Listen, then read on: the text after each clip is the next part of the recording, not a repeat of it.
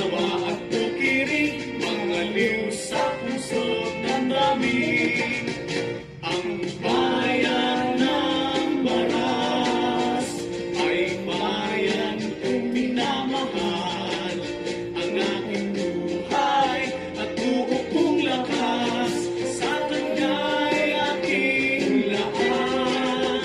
Ang kanyang kapaligiran ay gandang kaloob ng may kapaligiran.